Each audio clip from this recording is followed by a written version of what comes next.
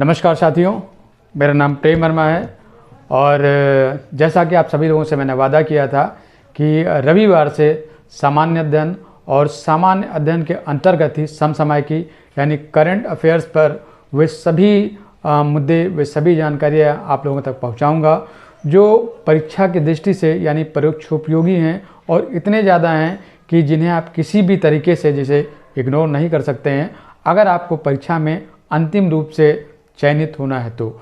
GS के वे चाहे जो मूल सब्जेक्ट हैं दोस्तों, वो चाहे जो सब्जेक्ट हो, चाहे वो इतिहास हो, भूगोल हो, राज्य व्यवस्था हो, सामान्य विज्ञान हो या अर्थव्यवस्था हो, इन सभी पर एक स्तरीय कंटेंट भी आपको यूट्यूब पर एक श्रृंखला के अंतर्गत उपलब्ध कराएंगे कि राज्य लोक सेवा आयोग और यूपी की जितनी भी परीक्षाएं हैं उन सभी परीक्षाओं में आप लोगों को निश्चित रूप से अंतिम रूप से सफलता प्राप्त हो, आपकी नाव जो है बिल्कुल भवसागर के पार जाए, ऐसा मेरा प्रयास रहेगा। क्योंकि मैंने आपसे पहले ही बताया दोस्तों कि 3 दफ़ा पीसीएस की मुख्य परीक्षा लिखी है और 2 दफ़ा मैंने आरओ की जो है परीक्षा में मुख्य परीक्षा लिखी है। तो इतना अनुभव दोस्तों क्या आता है, कहाँ से आता है, इसकी आपको चिंता नहीं करनी है। बस जो मेरा प्रयास है उसके साथ आप लोगों को भी लगे रहना है। बाकी आप लोगों को हर तरह की जानकारी देते रहेंगे। तो आज जो करंट्स का विषय चुना है मैंने दोस्तों, वो विश्व की एक बहुत ही महत्वपूर्ण रिपोर्ट है जिसे हम लोग वैश्विक भूख रिपोर्ट के नाम से जानते हैं, अंग्रेजी में जिसे ग्लोबल हंगर इंडेक्स के नाम से जाना जाता है। 2022 की एक रिपोर्ट और इस रिपोर्ट पर विस्तृत चर्चा, क्योंकि यहाँ पर आपको प्रारंभिक परीक्षा में भी प्रश्न मिलने वाले हैं, मुख्य परीक्षा में भी मिलने वाले हैं, क्योंकि भारत सरकार जो है इस रिपोर्ट को खारिज करती है, अपनी आपत्ति दर्ज कराती है। और चूँकि भारत सरकार अपनी आपत्ति दर्ज कराती है, इसे खारिज करती है, तो बहुत सारे वो पहलू भी निकल कर आते हैं जो मुख्य परीक्षा में भी आपके सामने आ सकते हैं। तो पूरी तरीके से इस रिपोर्ट को हम लोग इसका विश्लेषण करते हैं। तो शुरू करते हैं दोस्तों वैश्विक भूख रिपोर्ट जो है सूचकांक 2022 की। सबसे पहला प्रश्न जो आपसे प्रारंभिक परीक्षा में पूछा जा सकता है कि आखिर GHI जो है वो कब से जारी हुई, यानी कि वैश्विक भूख सूचकांक ग्लोबल हंगर इंडेक्स पहली दफ़ा कब जारी किया गया? 2006 में जारी किया गया। और इसको जारी करने के लिए जो संस्थान उत्तरदायी थे उनके बारे में भी जानते हैं दोस्तों। तो शुरू में अमेरिका का एक संस्थान है, अंतर्राष्ट्रीय खाद्य नीति संस्था, जिसे अंग्रेजी में शॉर्ट फॉर्म में IFPRI के नाम से जानते हैं। और जर्मनी में स्थित एक संस्था है वेल्ट हुंगर हेल्प, इसके द्वारा इसे प्रकाशित किया जाता है। 2007 में जो है एक आयरिश NGO है जिसे हम लोग कंसर्न वर्ल्ड वाइड के नाम से भी जानते हैं, यह भी इसका सह प्रकाशक बन गया और यह कारवां चल पड़ा दोस्तों इस रिपोर्ट का। लेकिन 2018 तक आते आते अंतर्राष्ट्रीय खाद्य नीति संस्था जो अमेरिकी संस्था थी ये इससे अलग हो जाती है। यानी कि आज की डेट में जो सूचकांक जारी हो रहा है, यानी 2022 में जो सूचकांक जारी हुआ है उसके लिए केवल 2 ही संस्थान उत्तरदायी हैं, जिसे हम लोग वेल्ट हुंगर हेल्प और Irish NGO concern world wide के नाम से जानते हैं। यही 2 संस्थान अब इसे जारी करती हैं।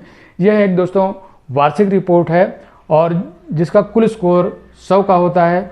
0 का स्कोर जो देश करते हैं वो सबसे अच्छे माने जाते हैं। 100 का स्कोर करने वाले लोग जो हैं, जो देश हैं, वो सबसे अंतिम पायदान पर शामिल किए जाते हैं।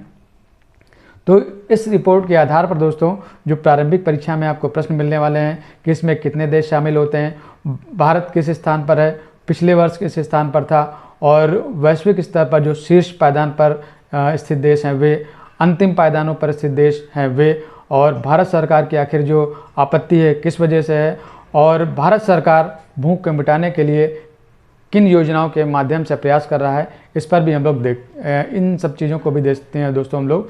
तो 2022 की जो रिपोर्ट है इसमें कुल 121 देश शामिल किए गए हैं और इन 121 देशों में जो भारत की रैंकिंग है 107 की है।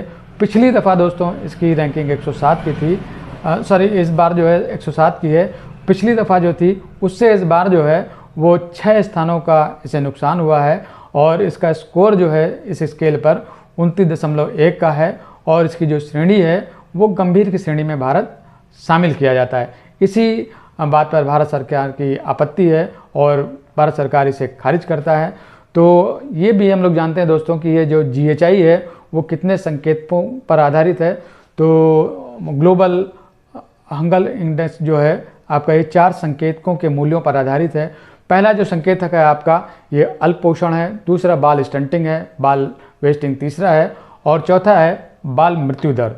तो हम लोग पहले संकेतक के बारे में जानते हैं दोस्तों कि इसका जो है इस GHI में आखिर कितना योगदान है।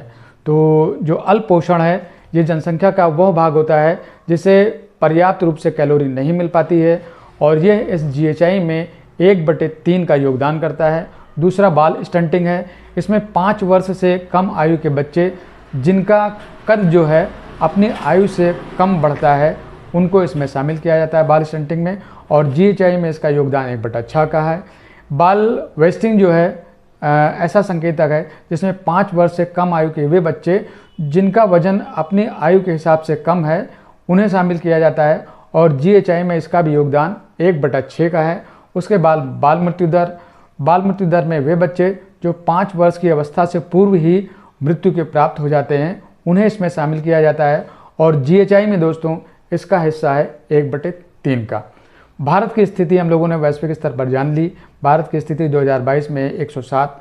दक्षिण एशिया में दोस्तों भारत की स्थिति बहुत ही ख़राब है। केवल एक देश जो इससे पीछे है अफगानिस्तान, और उसकी जो रैंकिंग है 109 पर। बाकी जो इसके पड़ोसी देश दक्षिण एशिया के हैं वे इससे अच्छी स्थिति में हैं। इस रिपोर्ट की यही एक विडंबना है दोस्तों कि इतना बड़ा, इतना अच्छा कृषि प्रधान देश, इतना बड़ा कृषि प्रधान देश और इतने खाद्यान्न का उत्पादन करने वाला भारत बावजूद इसके अपने पड़ोसी देशों से भी बहुत पीछे है और गंभीर की श्रेणी में है। तो जानते हैं हम लोग दक्षिण एशिया के उसके पड़ोसी देश जिनकी रैंकिंग, श्रीलंका इससे आगे है, 64वीं रैंकिंग पर है। नेपाल 81वें पायदान पर है, यानी 81th रैंक पर है, और बांग्लादेश 84वें स्थान पर है। पाकिस्तान 99वें स्थान पर है, यानी कि ये देश इससे अच्छी स्थिति में हैं। अब हम लोग जानते हैं दोस्तों शीर्ष पायदान पर दुनिया के कौन से देश हैं, और वे शीर्ष पायदान पर टॉप 5 कौन कौन से देश हैं। नंबर 1 पर बेलारूस, नंबर 2 पर बोस्निया एवं हर्जेगोविना, नंबर 3 पर चिली, नंबर 4 पर चाइना और नंबर 5 पर क्रोएशिया हैं। ये शीर्ष के 5 देश हैं। और सबसे खराब स्थिति जिन देशों की है, यानी कि सबसे आखिरी पायदान पर जो खड़े हुए देश हैं, 121 देश शामिल थे, तो 121वें नंबर पर जो देश है उसे हम लोग चार्ट के नाम से जाते हैं। नंबर 120 पर जो है डेमोक्रेटिक रिपब्लिक ऑफ कांगो, 119 पर मेडागास्कर, 118 पर दोस्तों सेंट्रल अफ्रीकन रिपब्लिक, और 117वें स्थान पर यमन है। अब हम लोग ये भी जान लेते हैं दोस्तों कि भारत सरकार इस रिपोर्ट को खारिज करती है, अपनी आपत्ति दर्ज कराती है। तो आखिर वो कौन कौन से मुद्दे हैं। जैसा हम सभी लोग जानते हैं दोस्तों कि इसमें 4 संकेतक हैं, जिसमें से 3 संकेतक जो हैं वो 5 वर्ष से कम आयु के बच्चों को लेकर हैं। तो भारत सरकार की खारिज करने का सबसे पहला और बड़ा कारण है कि ये पूरी आबादी का प्रतिनिधित्व नहीं करते हैं, इसलिए इतने बड़े देश के लिए इसको एक सर्वप्रमुख कारण बताना गलत है।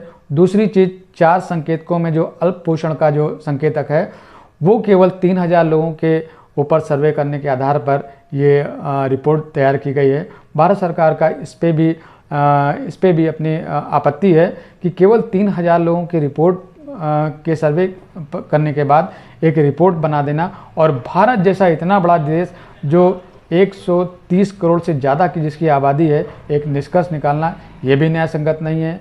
अब हम लोग दोस्तों ये भी जान लेते हैं कि आखिर भारत सरकार के वे कौन से प्रयास हैं जो भूख को मिटाने के लिए हैं। नंबर 1 पर पोषण अभियान भारत सरकार का, नंबर 2 पर प्रधानमंत्री मातृ Vandana Yojana, number 3 food fortification, number 4 पर मिशन इंद्रधनुष, और नंबर 5 पर ईट राइट इंडिया मूवमेंट। ये भारत सरकार के प्रयास हैं दोस्तों जो भूख को मिटाने के लिए हैं। तो ये रहा आज का वीडियो, और ये रही आज की रिपोर्ट। वैश्विक भूख सूचकांक लगभग सभी बिंदुओं को शामिल करने का प्रयास किया है, और आगे दोस्तों करंट अफेयर्स और जीएस के जो मूल सब्जेक्ट हैं, इतिहास है, भूगोल है, अर्थव्यवस्था है, राज्य व्यवस्था है, सामान्य विज्ञान है, इनसे संबंधित सारगर्भित जानकारी लेक्चर के माध्यम से आप सभी लोगों को, ताकि वे लोग जो समय निकाल कर अध्ययन नहीं कर पा रहे हैं, किसी अच्छी कोचिंग संस्थान में नहीं जा पा रहे हैं, या जिन्हें किसी भी तरीके से मार्गदर्शन जो है सही दिशा में नहीं मिल पा रहा है, उन सभी लोगों के लिए बिल्कुल निश्चिंत होकर आप लोग चैनल पर रहें।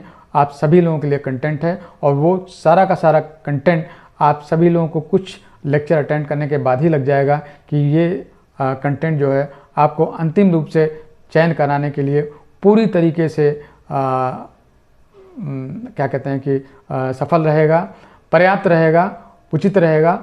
इन्हीं शब्दों के साथ आज का लेक्चर समाप्त करते हैं दोस्तों। चैनल को लाइक करिए, सब्सक्राइब करिए, कमेंट करिए, शेयर करिए और जो भी आप लोगों को और जानकारी चाहिए उस पर आप लोग कमेंट करिए। नमस्कार दोस्तों, धन्यवाद।